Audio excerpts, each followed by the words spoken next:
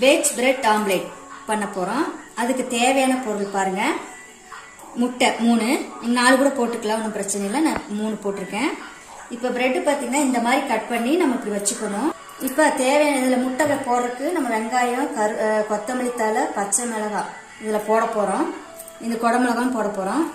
இப்போ மிளகுத்தூள், சால்ட்டு, உப்பு தேவையான அளவு, மிளகுத்தூள், இப்போ கொத்தமல்லி தழை, பச்சை மிளகாய், வெங்காயம், கேப்சிகம் இது கலக்கிடலாம். நல்லா கலக்கிட்டு ஊறட்டும். இப்போ நம்ம அடுப்பு பற்ற வச்சிடலாம். இப்போ சட்டி வச்சுட்டு கொஞ்சம் எண்ணெய் ஊற்றிக்கலாம். போட்டுடலாம்.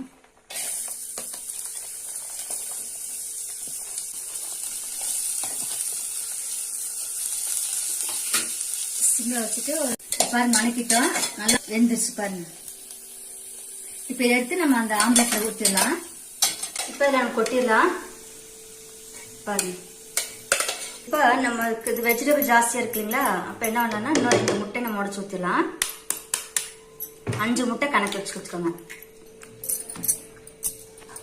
பாருங்க இப்படி கலக்கியாச்சு. இப்போ லைட்டாக எண்ணெய் தடவிக்கலாம்.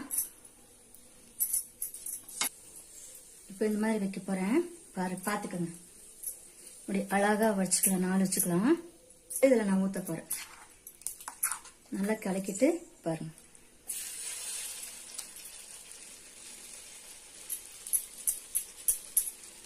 சிம்மில் வச்சு தான் பண்ணணும், இல்லைன்னா கருகிரும் கீழே.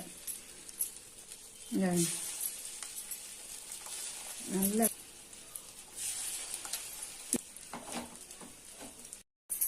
இப்போ நம்ம மெதுவா திருப்பி போடணும் பாருங்க. சிம்ல தான் வச்சிருக்கேன். இப்படி மெதுவா திருப்பி போடணும், ஓகேங்களா? இப்போ அதே மாதிரி இதையும் நம்ம அப்படியே உடையாம திருப்பி போடணும். இப்போ வெஜ் பிரெட் ஆம்லெட் ரெடி ஆயிடுச்சு.